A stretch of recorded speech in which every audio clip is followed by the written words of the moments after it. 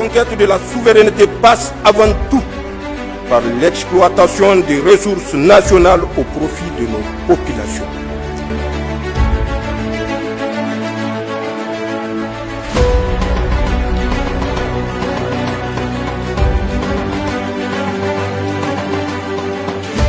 Je l'annonçais en titre, cérémonie de remise volontaire d'armes hier à Dirkou, département de Bilma, par 3 combattants du FPL repentis. C'était en présence de l'administrateur délégué de la commune rurale de Dirkou, des responsables des forces de défense et de sécurité, des chefs coutumiers et religieux. Le point avec Moussa Efalaï sur des images amateurs. 103 repentis répondant au nom de Ghana et Malam, Taher Maman et Abey Sourouk, qui déposent volontairement les armes dans le Kawar.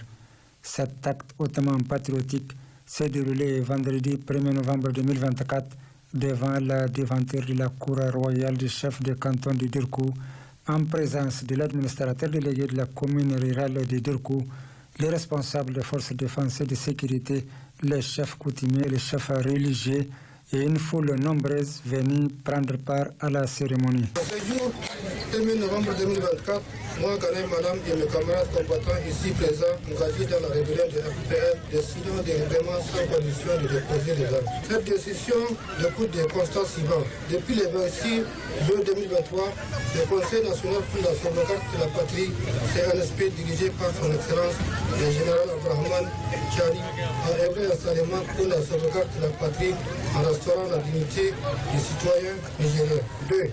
Le CNSP s'est résolument engagé dans la voie de refondation de la République. 3. Le CNSP et son gouvernement travaillent sans relâche à l'amélioration des conditions de vie de nos populations. Cela se traduit par la réduction du prix des hydrocarbures pour faciliter le transport, la réduction du prix du ciment de plus de 50%, la réduction à plus de 75% des frais de douane pour les motos, la construction des aménagements hydro-agricoles dans les différentes régions en vue de lutter contre l'insécurité alimentaire et nutritionnelle. Au vu de tout ce qui précède, nous sommes persuadés que le Niger est sur la bonne direction et nous devions soutenir l'élan patriotique des responsables de la transition. Nous avons réceptionné 2 armes de type AK, 2 armes de guerre de type AK-47, 9 chargeurs et une quantité de 152 cartouches de 762 par 89. Donc au cours de cette cérémonie, la maman de l'élan de Repenti a pris la parole pour lancer un appel à l'endroit de toutes les mères pour qu'elles rappellent leurs enfants. Nous voulons montrer aux autres qui sont restés de l'autre côté qui seront toujours les bienvenus. Par cet acte solennel, les jeunes repentis lancent un appel aux autres jeunes qui ne l'ont pas encore fait à leur emboîter les pas à l'heure de la refondation de notre pays. Puis le poste de douane du département d'Abalaka a effectué une importante saisie de drogue dans le cadre de l'opération Tsaronkasa. Cette moisson est composée essentiellement du chanvre indien et une moto. Un exploit qui a été salué par les autorités du dit département. James Didier.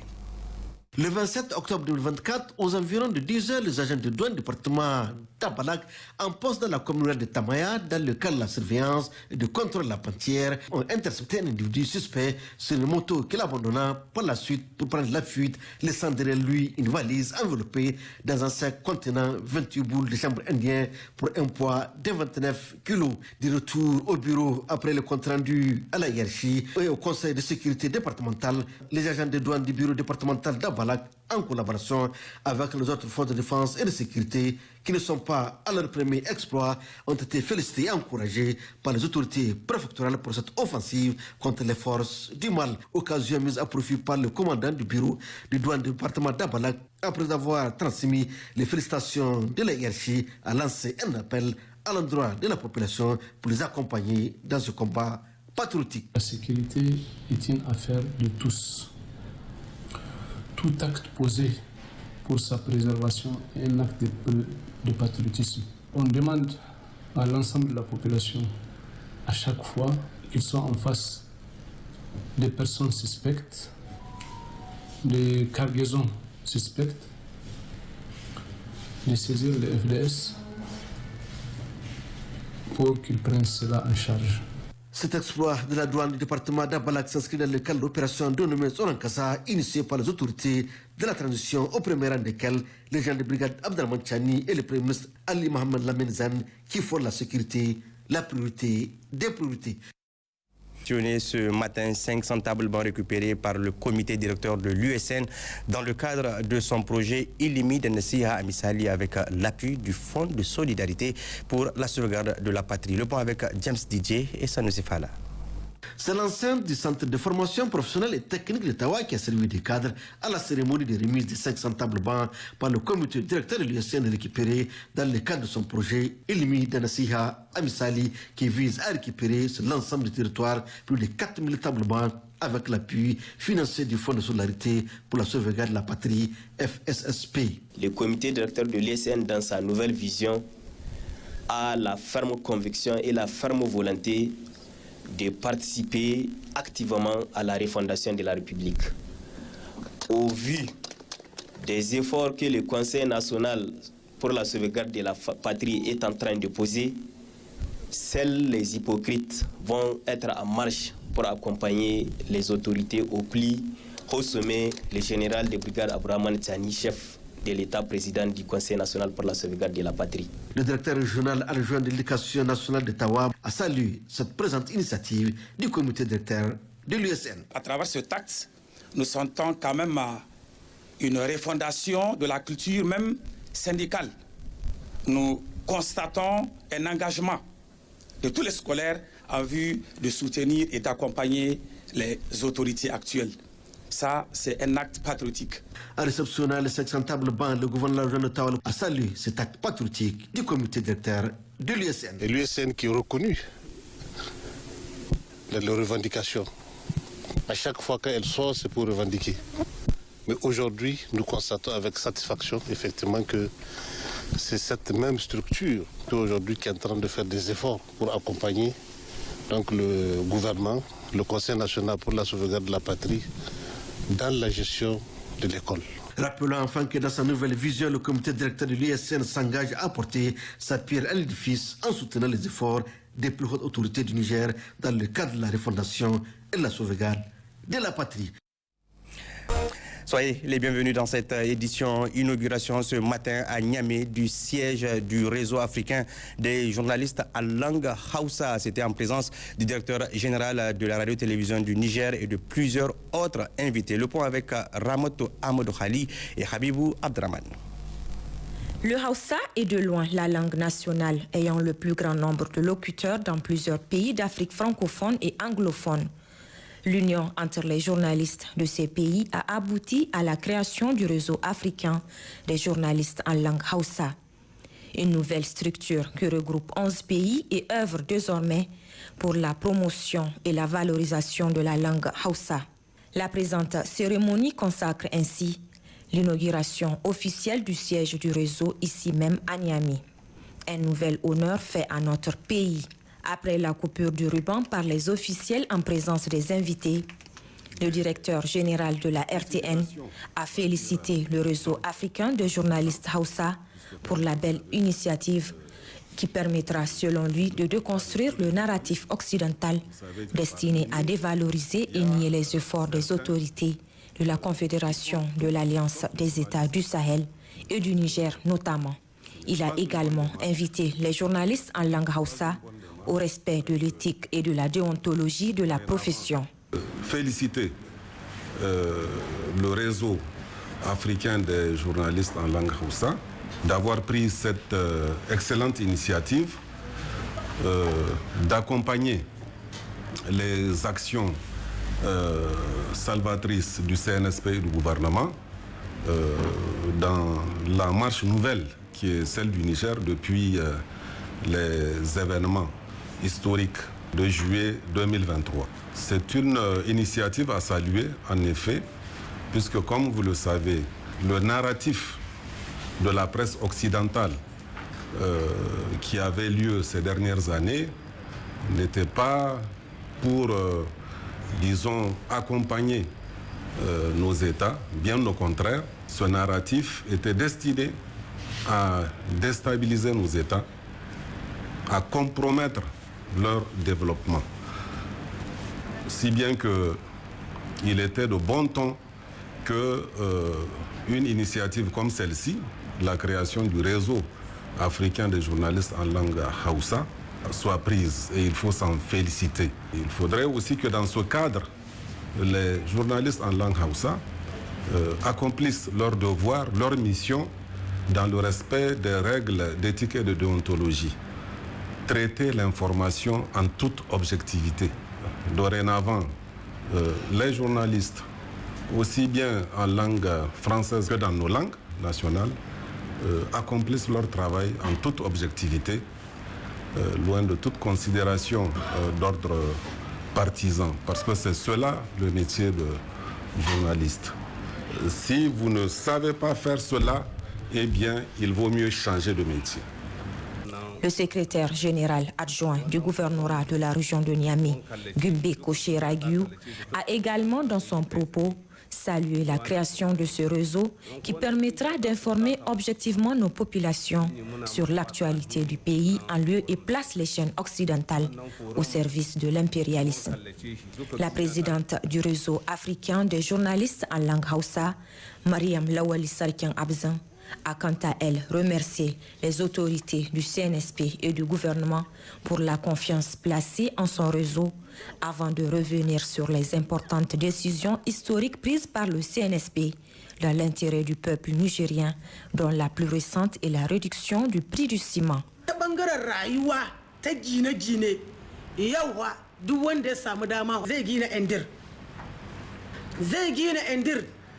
laka fa za mu bata baya mun ma riga mun bata baya mai wannan kowa ya sani suna hawa da watanni nawa suka rage farashin man fetur to ko biye ne aka rage to alhamdulillah shugabannin mu suka shude sun rage ba su rage ba.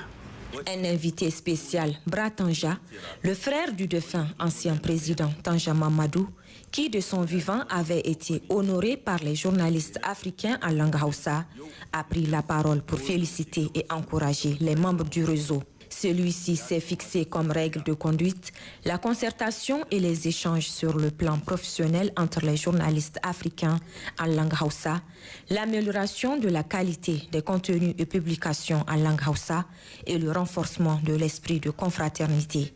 Le tout au service de nos populations dont une écrasante majorité ne peut être véritablement informée et sensibilisée qu'au travers de nos langues nationales. Poursuivant sa mission de visite dans les départements de la région de Maradi, le gouverneur de la région était hier à Dokoro où il a visité des infrastructures scolaires et autres champs de grande production avant de s'entretenir avec la population. Le point avec Mariam Keita et Nation Kakali.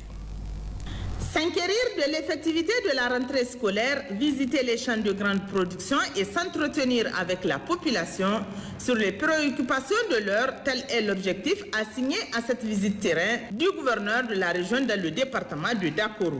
Accompagné du secrétaire général adjoint de la région Ilyas Noumou, du secrétaire général du département de Dakoro Amadou Assoumana, de l'administrateur délégué de la ville de Dakoro, le commissaire divisionnaire Abdoulaye Hassan Harouna, ainsi que des responsables régionaux et départementaux des forces de défense et de sécurité et autres cadres, le gouverneur, le contrôleur général de police Issouf Maman a visité le site de l'école Sabongari 1 et 2 où 15 classes sur les 17 sont effondrées suite aux fortes inondations qu'a connues le département. Nous sommes venus constater les raisons qui ont été prises localement pour garantir à nos enfants une rentrée scolaire effective et les mettre dans les conditions optimales d'apprentissage. Nous avons effectivement promis à la ville de mettre à disposition quelques tentes qui vont être aménagées au niveau de cette école Sabongari, afin qu'il y ait ces classes provisoires en attendant naturellement la construction de classes en matière définitive. Au niveau des champs de grande production du village de Adelaksaï, situé à 7 km de 25 pour le département de Gaïa et la commune rurale de Sambera. Le point avec Ali Hashimou et Habib Bako. Prennent part aux travaux de fixation des dates de libération des champs au titre de la région de Dosso, les autorités administratives, traditionnels, cadres techniques régionaux en charge du développement rural et des responsables des FDS. En 2010, c'est un rappel, le Niger a adopté l'ordonnance numéro 029/2010 du 20 mai relative au pastoralisme qui instituait désormais dans chaque région agricole un système de fermeture et de libération des champs de culture pluviales pour favoriser une meilleure intégration et prévenir les conflits entre agriculteurs et éleveurs. Dans son mot de bienvenue, l'administrateur délégué de la commune urbaine de Dosso, Ibrahim Moussakouré, s'est dit réjoui et réconforté du choix porté à la commune urbaine de Dosso pour abriter ces travaux dont l'importance n'est plus à démontrer. Relever les défis fonciers est capital pour assurer la sécurité alimentaire et nutritionnelle et la paix sociale, a indiqué le gouverneur de la région de Dosso. Pour faciliter donc la détermination des dates de libération des champs, le secrétariat permanent du Code rural a élaboré un guide méthodologique intitulé « Procédure de fixation des dates de libération des champs » en associant toutes les parties prenantes. Durant cet atelier régional, qui constitue donc la dernière étape de ce processus, vous discuterez des résultats et recommandations contenus dans la synthèse de ce processus élaboré par le secrétariat permanent régional du Code rural. Je tiens à remercier l'ensemble des partenaires techniques et financiers de notre région et particulièrement la coopération suisse à travers le programme d'appui à la sécurisation des exploitations familiales agro-pastorales PASEFA qui a bien voulu contribuer à améliorer la mise en œuvre du schéma d'aménagement foncier SAF et la paix sociale dans notre région. La date du 25 décembre 2024 a été retenue pour les départements de Dosso, Douti, Loga, Tchibiri, Falmey, Boboy et Junju. Le 15 janvier 2025 pour le département de Kaya et la commune rurale de Sambera pour libérer les champs. En marge de cette rencontre, le gouverneur de la région de Dosso, le général de brigade Hiro Marou, a décerné un témoignage de satisfaction pour le service rendu à la région de Dosso au directeur régional de la protection civile de Dosso, le chef de bataillon Abderrahman Idrissa Diallo, affecté à Tilaberi. Suite de cette édition au Siao, nos envoyés spéciaux Gérard Ablaziz et Issoufou Samaïla se sont intéressés cette fois-ci à un stand du Niger, pas comme les autres, de par la nature des articles exposés. En effet, ils sont réalisés à base de cornes ou d'os, une particularité qui attire les visiteurs. Suivez plutôt. Au Salon international de l'artisanat de Ouagadougou, Siao 2024, qui tire à sa fin, un stand nigérien attire particulièrement l'attention des visiteurs et pour cause, la nature des objets et articles exposés par Hamidou Sarki, qui est à sa première participation au Siao. Les produits sont faits à base de la corne de vache. Donc ma spécialité, c'est la transformation des cornes et les os en produits décoratifs et bijoux. À la Siao, j'ai amené toute une gamme de produits, dont des bagues, des boucles d'oreilles, des bracelets de différentes couleurs et aussi des boîtes à bijoux. Vous allez voir des veilleuses aussi en corne. La particularité des articles de ce stand, mais aussi et surtout leur qualité et leur beauté, font qu'ils sont très prisés par les visiteurs. Merci, on vient juste d'arriver au stand du Niger, et un pays frère de l'AES. Et vraiment, ce que nous voyons, c'est très beau, c'est de la créativité. Il dit que c'est fait à base de cornes de bœuf. Vraiment, c'est une première fois pour nous et on apprécie vraiment. Cette toute première participation de cet artisan nigérien au Siao lui a permis de réaliser de belles affaires. Pour ma part, je ne ferai que remercier le bon Dieu et remercier l'État du Niger qui nous a accompagnés pour venir ici. Comme si vous regardez sur mon stand, presque mon stock est épuisé. Et alhamdulillah, il y a vraiment de la vente. Et jusqu'à présent, il y a des demandes. Et aussi, j'ai des commandes. J'ai reçu beaucoup de commandes. En tout cas, c'est bien parti. Et je ne ferai qu'en féliciter. Pour un coup d'essai, c'est un coup de maître pour Hamidou Sarki qui entend revenir au prochain Siao avec un stock beaucoup plus important et bien de surprises. Le gouverneur de la région de Tawa a réceptionné. Restons toujours à Tawa où le gouverneur de la région a visité hier l'arène de lutte traditionnelle et la maison des jeunes de la culture Al-Barka Tibao de la région en prélude au prix d'Angourmou qui débutera le 19 novembre prochain. Nous retrouvons James Tidje. La capitale de l'Ader abritera dans les semaines à venir le prix d'Angourmou, une compétition dédiée à la musique nigérienne en hommage au feu d'Angourmou de Tawa. Cette série de visites du gouverneur de la zone de Tawa, le colonel-major Omar Tawai, au niveau de l'arène de la lutte traditionnelle de la maison de la jeunesse et de la culture Albarka Tibaou de Tawa, accompagnée par une forte délégation civile et militaire et de la délégation de l'association nigérienne des auteurs, compositeurs et interprètes des métiers de la musique Ansim Dépêché par le ministre de la jeunesse, de la culture, des arts et des sports. Il s'agit à travers cette série de visites pour le gouverneur de la zone de Tawa de constater des visu la situation des deux infrastructures devant abriter ces grands rendez-vous culturels dédiés au prix d'Angourmou. Lors d'une visite du ministre de la jeunesse ici, donc, il a trouvé le cadre de la MJC un peu risquant pour pouvoir organiser un événement de grande taille. Pourquoi? Parce qu'à l'issue de la construction du marché central de Tawa, donc, il y avait un des grands portails donc, de la MJC qui était fermé. Donc il y avait des points d'interrogation par rapport à la sécurité des participants. Voilà ce qui nous a poussé à réfléchir pour se dire que bon, si au cas où la MJC ne serait pas favorable, pourquoi ne pas se pencher vers l'arène de lutte traditionnelle? Maintenant on a fait les visites, on a visité les deux lieux. Donc à l'issue des visites, il y a beaucoup de choses à faire. Donc il faut voir entre les travaux qu'il faut faire au niveau de l'arène et les travaux qu'il faut faire au niveau de la MJC et les conditions de sécurité, qu'est-ce qui est beaucoup plus favorable pour que l'événement puisse se dérouler. Juste après cette série de visites, le président national de l'ANASIM a animé un point de presse, toujours dans le cadre des préparatifs de ce grand rendez-vous culturel. Et le souhait, c'est peut-être de garder ça culturellement, que le prix d'Angourmou se tient ici à la MJC. On souhaiterait vraiment que le prix d'Angourmou de cette année soit une édition où la population de la région va vraiment s'en accaparer, que ce soit en termes en organisation, que ce soit aussi en mobilisation. Impliqué pleinement pour la première fois dans l'organisation de ce grand événement dédié au feu d'Angourmou, la famille a tenu à remercier le CNSP, mais aussi l'ANASIM pour cette reconnaissance. Le bulletin d'information des forces de défense et de sécurité. À présent, un bulletin qui évoque les interventions des forces de défense et de sécurité dans leur mission de sécurité. La conquête de la souveraineté passe avant tout par l'exploitation des ressources nationales au profit de nos populations.